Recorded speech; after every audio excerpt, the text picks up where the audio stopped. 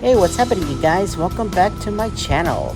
And I'm finally back here at the Los Angeles Latino International Film Festival, the 23rd year, and Animation Day as well. So, yeah, I'm back here again doing another animation event here. So, this is going to be exciting because I just had the best one this year. And yeah, this is me discovering for the second time around. So, overall, you guys, I hope you enjoyed this week's vlog. All right.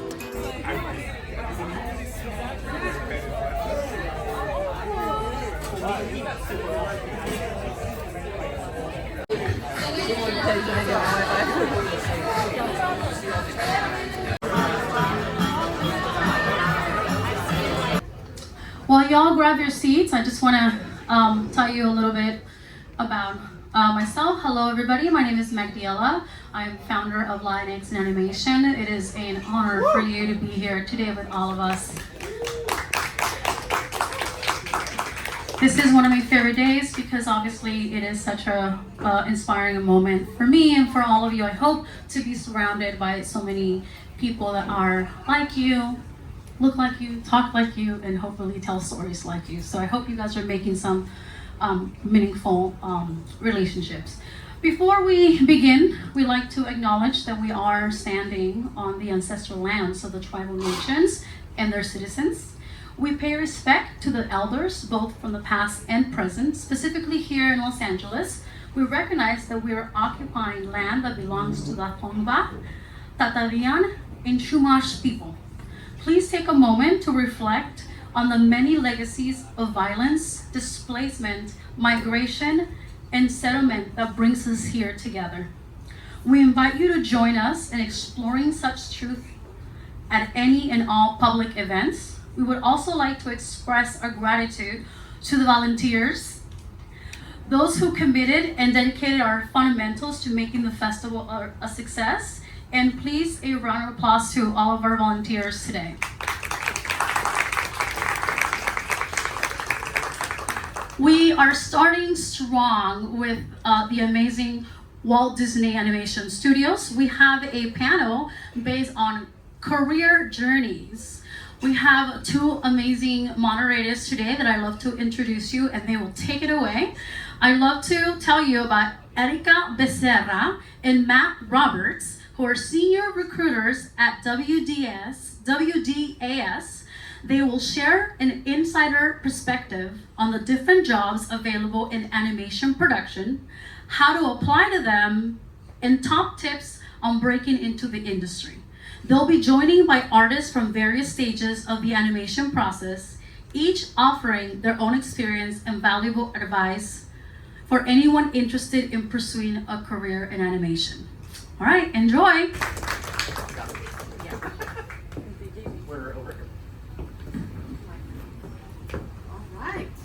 How's everyone feeling? Woo. Awesome. Well, thank you for joining us today. And before we hear who is with us, we'd love to know who's in the audience. So by a show of hands, let us know if you are currently a student. Okay. Woo. Woo woo for the one person in front. And how many of you are already in the animation industry? Right? We have a few. What else do you want to ask? Beforehand we met filmmakers. It was just like a filmmaker in general here to enjoy the festival. It's a lot of people as well. Okay, cool. We have a good mix. This is your official cue. This is the cue.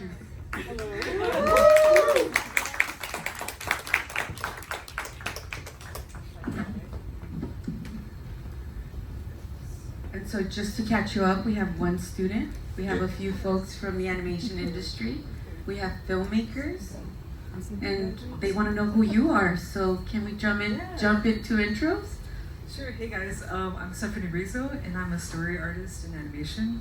I've been in animation for 4 years, and at Disney I've been here for a year and a half.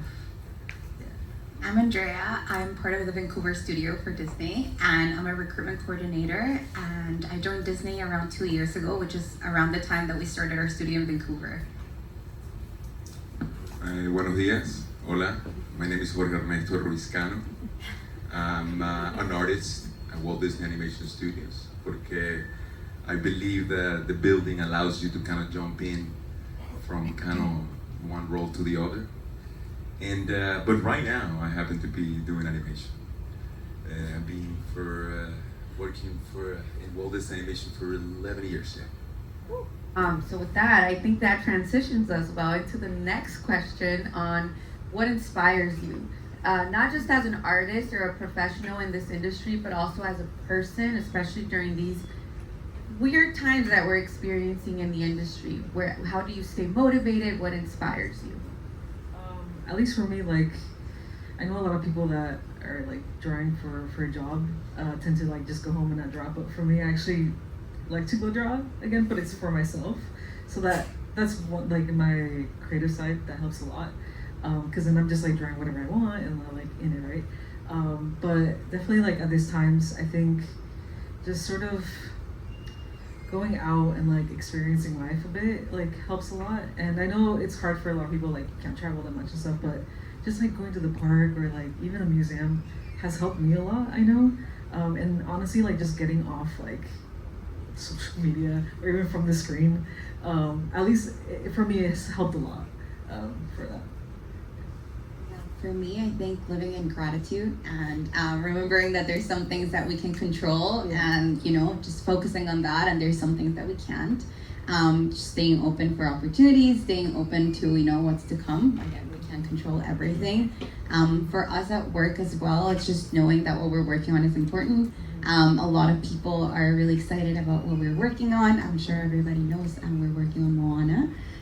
So yes, the second one. So everyone's really excited about that. And then just knowing that it touches a lot of people, and it tells a really important story that, gives people a voice, and shows a lot of representation. And I think that we all appreciate that. Jorge, I saw you getting ready. You look like you're about to like charge. No. I was listening. I'm like,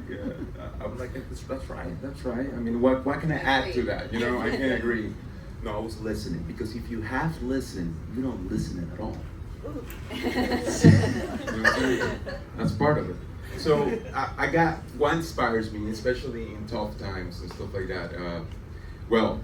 The classics. The classics, go for a walk. The classics, go to a museum, The classic, check out some artists that you really like and maybe reach out to them. All that really, really works out, But I would say also that, which is all that I'm gonna say is classics. If the multidisciplinary kind of artists, I consider myself multidisciplinary, as I said, you said it 10 times already. But no, as in animation is not only thing that I love. I also design clothing, and I also some fashion, right? And I also do live action shooting and filming. I love hip hop, so I organize hip hop's concerts. All that keeps me fresh, curious, and really grounded, and excited about the other things. That's why you hear a lot of the times well, take a break from the problem. Well, but if you take a break, it's not going to solve itself. But if you take a break from that problem, from that task, it would really, really help out, So gratitude is another huge thing for me, knowing that we're part of just being here. The people that are here, dude, you're 0.0.0.0 and go 0 and decimals 0.1.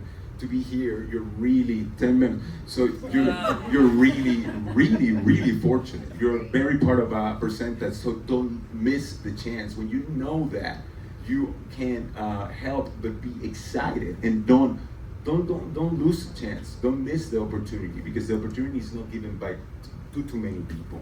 So yeah, stay healthy, which is really hard because you gotta work really hard. So it's a duality. How much is really a lot of work? What are you willing to sacrifice? So all that keeps me excited, knowing that I'm a really fortunate man. So anyways, kind of. Perfect, Jorge. Yeah? Perfect. Okay. Perfect. I'm trying to Not just in simplify. time, but in context. Oh, okay. You're not a man, you're a feeling, and you gave us all the feelings. You gave us all the I feelings. I ramble and I go into tangents, but anyway. It's the right vibe. It's Okay. the right vibe. So I think that's also a good transition before we get to Q&A to kind of just talk about general advice that we can kind of give the audience, whether it's to someone like Disney animation, or just kind of breaking into the industry, or just finding your footing in general. Steph, do you have any tidbits of knowledge to lay upon this amazing crowd? Like specifically like for storyboarding or just in general, yeah. Live. Yeah, live. Storyboard. Damn. Wait, Can you okay, yeah, please. I think for me it's important to remind everyone that animation is not just animators or artists. Of course, us three, we work in recruitment. There's other jobs like finance, marketing. So if you like that industry but are not necessarily an artist, there's other avenues to get there.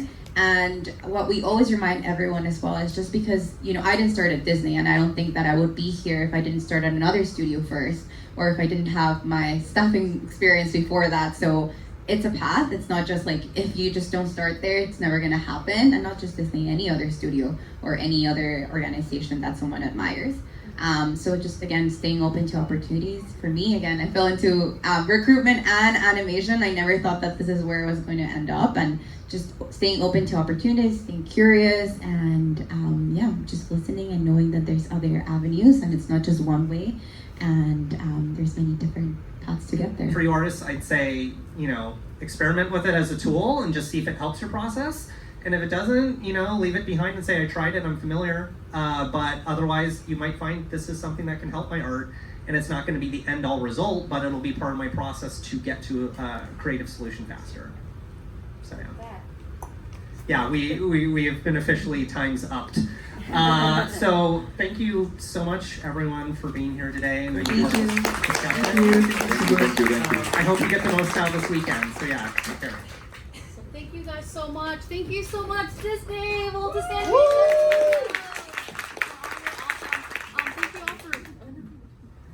Thank you all for being here. We're going to now reset the room.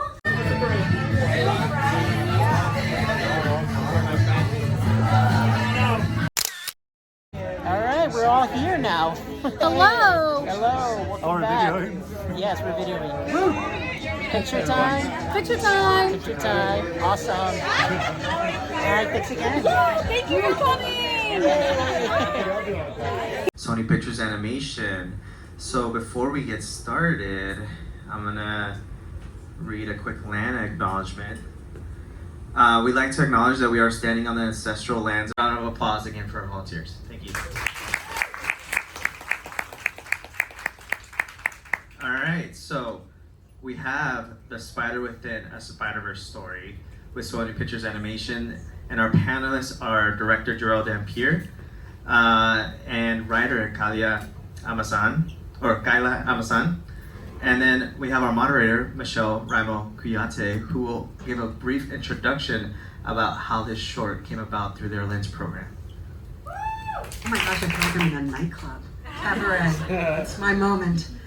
Thank you, Brian. Brian and I met a few years ago in my office at Sony Animation. It's incredible to see. This was not yet a full reality at the time, so it's exciting to see what Brian has grown. So again, my name is Michelle Raimo Kuyate. I'm a producer at Sony Animation, and I'll tell you a little bit about our program. I'm so excited that you're all here to support us. So Sony Pictures Animation, Sony Pictures ImageWorks, we're able to create a 9-month mentorship program with unique leadership opportunities for underrepresented groups. It is called Lens, which is Leading and Empowering for New Storytellers. And the idea behind the program is, if we really want to see diversity in the properties and the shows and the movies that we're seeing and the stories that we're telling, it's not just about the stories we're telling, it's not just about who is in front of the camera, but it is who is telling their stories, who is getting to be behind the camera and tell these stories, and the way to do that is to create pathways to leadership. And that's exactly what this program does. So the roles are director, writer, head of visual effects, and head of animation, and these 4 filmmakers come together to create a 5 to 7 minute short film. My fellow producer at Sony Animation, David Schulenberg, and I created this program to be a microcosm of the feature film process. So the filmmakers would have the opportunity to work with professional crews, artists and full access to studio executives, because if anybody knows, if you make a movie at a studio, you have to interact with the executives. And we supported all of this with workshops and talks and one-on-one mentorships with industry veterans, so that when they came out of the program, it wouldn't just be the 7-minute short, but they would have a full breadth of experience and be able to continue on in their leadership roles.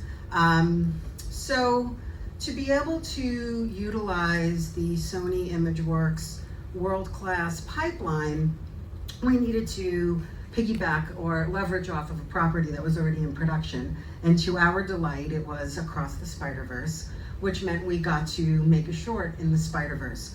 But we didn't want to lean on the IP and the property. We really wanted to make it our own. So we very much encouraged the filmmakers to, step outside the comfort zone of what you would normally think a short film was, find something they were really passionate about, and take a big creative swing. And take a big creative swing they did. The intention behind the program was really for them to have this experience, not to take over the process for them, but to offer them mentorship. And maybe they'd have a great piece to take away in their portfolio and a whole hell of a lot of great experiences. But it didn't take us very long to realize we had something really special going on. So I'm not going to take up any more of your time. We're going to watch the film, and then you'll get to learn a little bit about Jarrell and Kayla after the film is over. I hope you enjoy.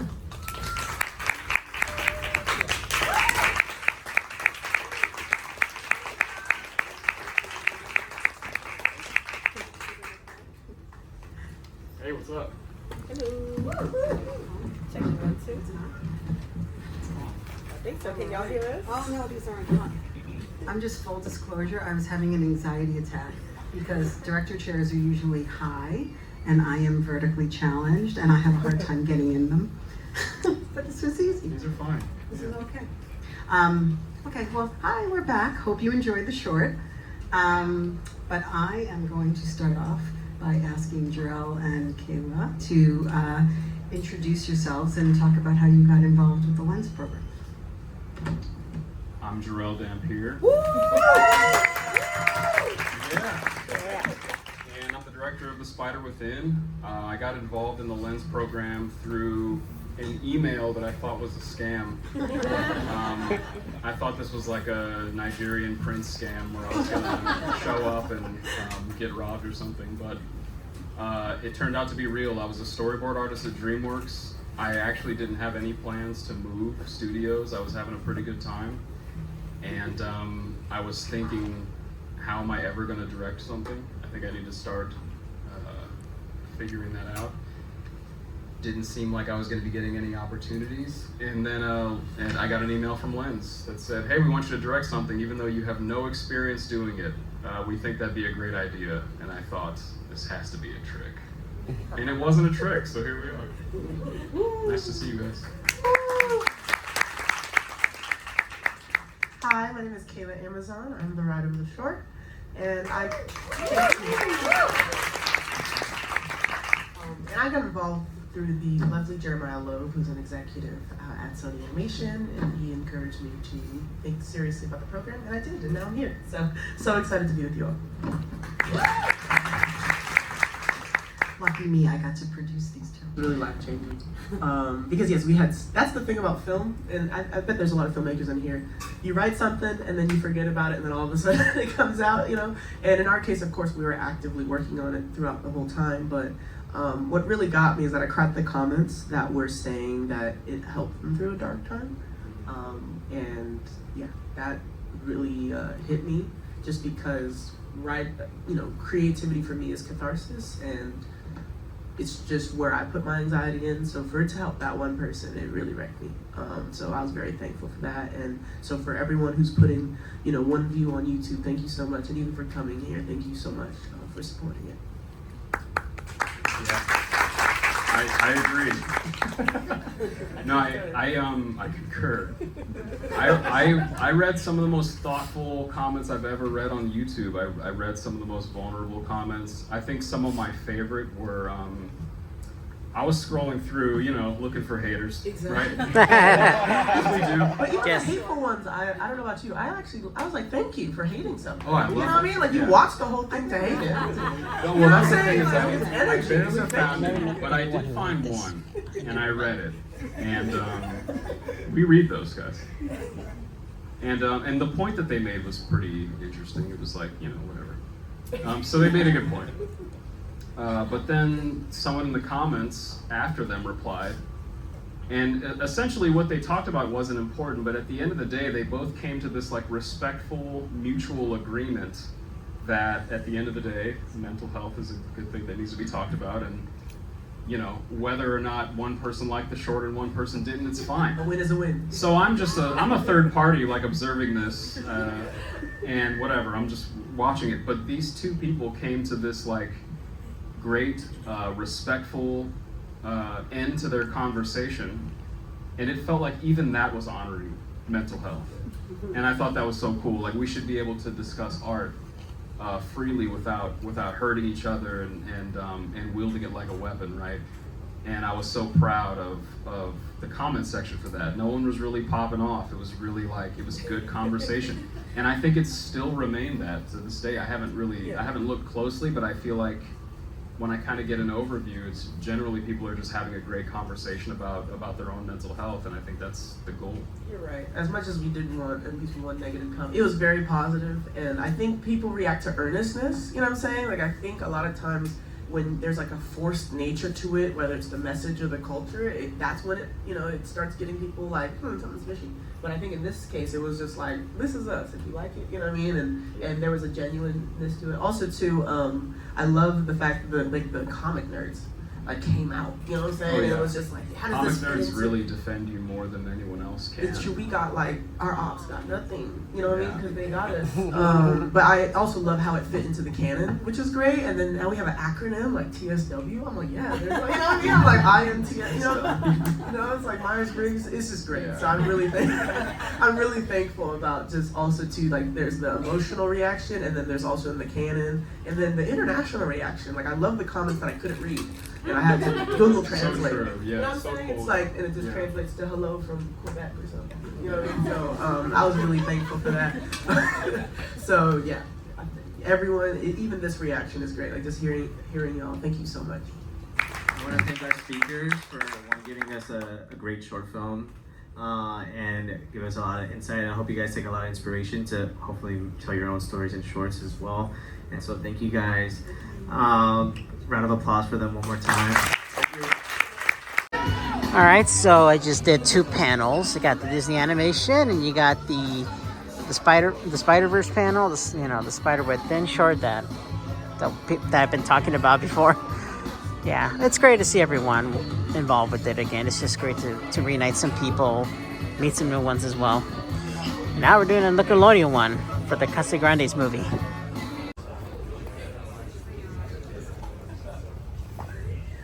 Hello, everybody. Oh, yeah. Hola. Buenas tardes, mi gente. ¿Cómo están? I know we have some people who have been here since 10 a.m. All right. Where are my 10 a.m. people? All right, party people, my kind of people.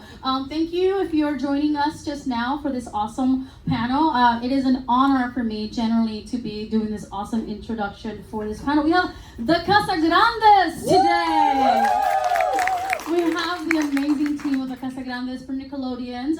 It's on Netflix. Please, if you haven't seen it, check it out after this. And it is really a pleasure for me as someone who worked on the show to really do this and kind of see a little reunion of my friends and some production babies that we have in the house too. All right, well, before we begin, we do want to acknowledge that we are standing in ancestral lands of tribal nations and their citizens. We pay respect to their elders, both past and present, specifically here in Los Angeles. We recognize that we are occupying land that belongs to the Tongva, Tatalien, and Chuzmash people. Please take a moment to reflect on the many legacies of violence, displacement, migration, and settlement that brings us together here today. We invite you to join us in exploring such truths at any and all public events. We would also like to express our gratitude to all of our volunteers whose commitment and dedication are fundamental to making the festival a success. Please, a round of applause to all of our volunteers today.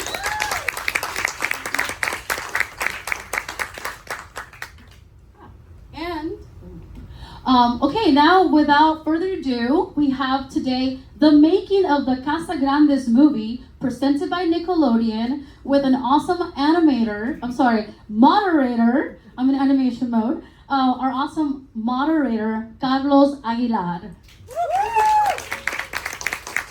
Hello everyone.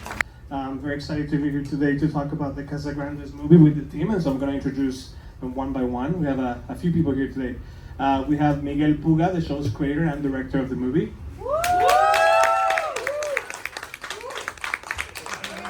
We have Lalo Alcaraz, writer and culture and consultant on the show and on the film.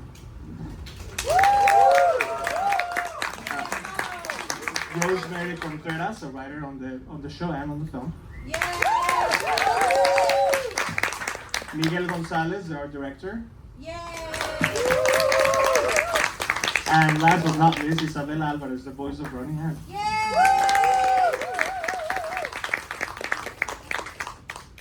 So we'll talk for a few minutes, and then you'll get a chance to ask some questions. So I'll start with you, Miguel. I mean, I feel like a lot of people probably have seen the Casagrandes movie on Netflix by now. It's been a huge success. Did you always know that you wanted to make a movie? Was that at the back of your head when you were finishing season 3? Did it come out of nowhere? What was sort of the inception of the film? Yeah, so it was kind of like, I think it took place of season 4. But we knew we always wanted to make a movie, and we couldn't have happened without this guy. And because he pitched it to Netflix, and we're like, we're going to Michoacan, so that's what we wanted to do. And I wanted to make it about the Purepecha community, so we got to do that. And everything, we peppered all these little elements on the series, like the chancla, the Purepecha Jedis, just like little things, hints and like gods and stuff. Like we had Tlaloc in one episode, and Tlaloca, which is a luchadora, and everything we kind of like hinted and added in there. Like, all right, now we get to make a movie, and we got to add it all into this Casagrandes movie. Lalo, tell us about that pitch. What was your original idea, and did you always know that it was going to be a trip to Mexico? Well, first of all, let me say thank you for having us. I've always wanted to say that, but it's usually in a TV interview thing, in my fantasy in my head. I was a cultural consultant for the show, and I also shoehorned my way. I forced. This is a lesson for you. If you want to do another job, force them to give you that other job, and I forced them to at least make me a freelance writer on the show, because I'm also a creator, and so I got to do both those jobs, and I always, when I first heard an inkling that there was going to be a possibility of a movie, I was like, the only place this movie can happen is in Mexico. And in my mind, because I grew up in San Diego on the border, and there growing up with my friends, we didn't go camping. I didn't go camping with my family, but I would go camping with other families and ride in a rickety, unsafe vehicle into Baja, Rosarito, whatever, or take that trip where you all pile into a station wagon and drive down to whatever village your family's from. You spend a month there. I did various versions of that as a child, and I thought that's such a wonderful, universal but very unique experience for Mexican Americans and Chicanos on the border, that's got to be the big picture. And so, anyway, long story short, we're doing. I was the last guy standing with any kind of a pitch that was usable for this movie, and so they gave me. I wrote a pitch in 2 days, and then we went. We did a Zoom with Netflix, And one of my heroes was there, and I'm blanking on his name, but he did that movie Kung Pao, the movie about it's a dubbed over karate movie, martial arts film. No, he did back at the barnyard too. Odenkirk is Steve Odenkirk. And I couldn't believe I was in the same pitch room. This guy's pitching Jimmy Neutron movie, and I spent 10 minutes telling him, me and my daughter watched that movie like 100 times, man. And when she was a kid, and we love your movie, and on and on, like I am now. And but I just pitched the movie in the room, and it was instant sale, I think. Yes. Could this have been an episode? Like, did you ever, throughout the 3 seasons, consider taking it to Mexico in a regular episode, or did it have to be sort of wait for the epicness of a full-length film? I think well, we brought the relatives from Mexico that are in the movie. Mama Lupe, the great grandma, brought her in to visit, and Sergio the parrot, not Sergio, Baco the parrot, voiced by Sergio Aragones. That's why I get confused. And so we did bring them into those elements into the the Casagrandes is set in a kind of a fictionalized Chicago type Midwest city. So so we felt it was important to make those connections with Mexico because we have immigrant family. Let's talk about what did you feel like you were able to bring to the story once the sort of the framing of the families going to Mexico is there. What was sort of the development from that point? For me, I have a daughter who's 12, so she's the same age as Ronnie Ann. A lot of us have kids, so I think the first line of defense and our biggest goal was to give our kids the kind of movie that we never had growing up. Yes. So we wanted to make sure that we had a story with a brown little girl at the forefront, and she had a big story to tell and a universal story. So that was always at the forefront, important for us. I mean, that relationship between Ronnie Ann and her mom is kind of thorny throughout the film. What was that like, sort of developing the important touchstones in this women lineage that the family has? Well, like I said, my daughter's 12, so there's automatic trauma. that point where you want them to be independent and let go, but you don't want to let go, is at the forefront. And just having the relationship between Ronnie Ann and her mom, and of course also with Abuela, who has always been the heart and soul of the Casagrandes, was important for us. Isabella, you've been with this character for a long time now. Did you feel that the movie gave you a chance to sort of get to know her even more in this, not return, but like first visit to Mexico for her? Yeah, I think, I've been voicing Ronnie Ann for 5 years now, which is crazy. So I've kind of grown up with her, and I think diving into the movie was super fun because I just got to play her in a million different ways, and there was even like an emotional scene in the scene where she's talking super fast and riffing. Like, I feel like we never got to really dive into that in the series, and it was super fun to just kind of play with her a bit, and that scene specifically was like my favorite, when she's like taking the deep breath and she's like spewing out all of her feelings. We did like a couple takes of that. It was super fun. She did it 10 times, and all were excellent. Did you have to sort of reconnect to who you were at 12, or did it sort of bring your memories of like the kind of girl that you were back then? Oh yeah, at 12, God, I was just probably a brat, so I think it's easy to kind of dip into that a little bit, and she's trying to be independent and, rebel a little bit, and she wants to be with her friends, and she doesn't realize her best friends are her family, those are who are super close to her and who she loves, and I loved being able to dive into that. Miguel, I feel like one of the things that I love about this movie that I find, sadly shocking, is the fact that it's so specific about Michoacan, that it's not a generic Mexico, generic Latin America, but you're naming the state and you sort of like bringing specificity to it. What was that conversation for the two of you to tell Netflix?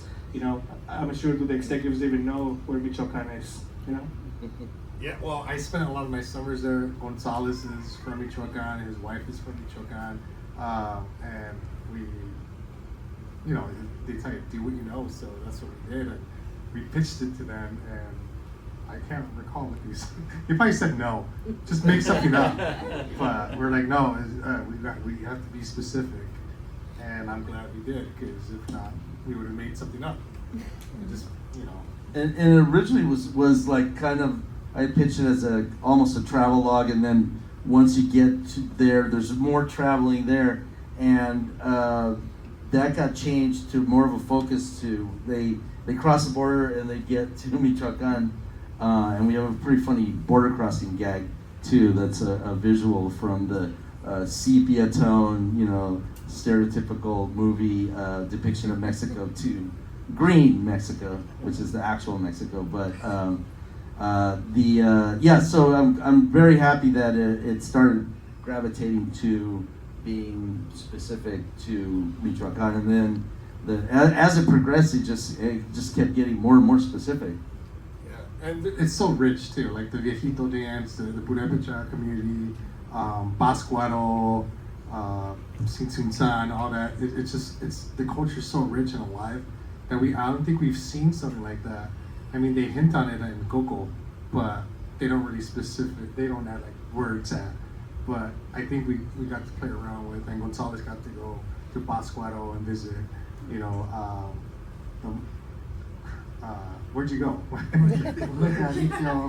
What's the other guy? Yeah, one thing I wanted to do with the movie was try to be honest. I feel like in other movies they were like sepia toned, and I was like, dude, this is not really Mexico. To me, I felt like, dude, our culture is like vivid and bright and saturated and fun, and we weren't depicted like that in the movies. And I was like, like I want to do what I feel like is true to Mexico, and it's filled with vivid, saturated colors, you know, with the food, with their culture, like with sugar skulls. I'm like, how did you even get saturated from our culture? Like, so to me, I just wanted to be honest with Mexico. You didn't want it to be sort of also generic in terms of the indigenous culture you were reflecting. Like, it wasn't just, you know, generic or trying to emulate the Aztecs or the Mayans. You wanted it to be, you know, specifically Purepecha. What were some of the references that you were able to gather to put it on screen? We actually had a cultural consultant that helped us be honest with things. So we were just trying to, you know, analyze and study the art and, you know, the things that he would show us. And we also did our homework as well. But, you know, again, I just wanted to be honest. Like, we're going to do Purepecha, and that's what we're doing. Miguel, I know that you talked about how you know, you wanted even more of the Tarasco, like much in the film. Was that a conversation you had to have with the studio to even get it there, to have the indigenous language there? Yeah, so like the first 8 minutes was all done in Purepecha, the language, and a lot of our execs were like, what are they saying? But so in order to kind of make this movie more universal, we only kept it like right in the 2 minute mark. So it was a battle, but at least we got to keep it in there, because I haven't heard the Tarasco language in any media other than Mexican movies. I know in Mi Familia they speak it in like a couple lines, and I think we crossed that over by like adding 3 more lines in any American movie. So we're like, yeah, we got one. I mean, talk about the, you know, the significance of having, you know, that language and that specificity in our movie that's going to be accessed by people all over the world, like Netflix, and that's such a huge sort of kind of a immeasurable success and achievement, right? To have this language and the culture so widely seen in the world. Yeah, I mean, I grew up, my dad taught me only the bad words. And only one word, like one actual word got stuck in my head by when he would tell me. It was like charascari, which means nalgawada or flat butt. I don't know if that's what they would call them, but that's the word, and it just stuck to me, and I wanted to, you know, just like those moments, and just bring comedy to it, because just making it like a grounded movie and just add that funny and also not make fun of the culture, that was like our main goal, like throughout the whole series.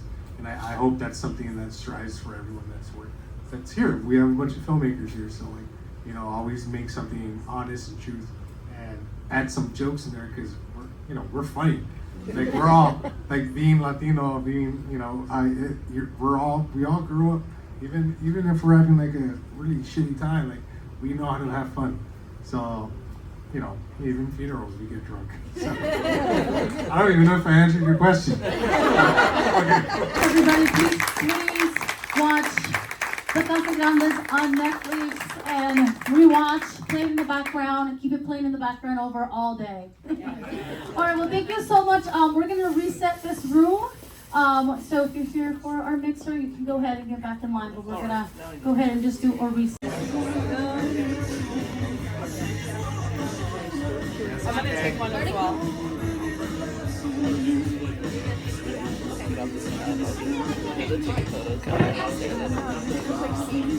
Yeah. There she goes. That is amazing.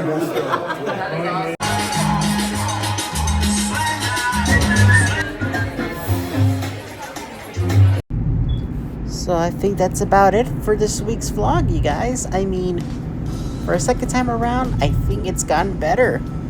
Gotta say, Latinx in animation really nailed these events I did today. 3 amazing panels, 2 amazing gather-ups with different people working in the animation industry. It's always phenomenal to meet up some new people, meet up with some old friends.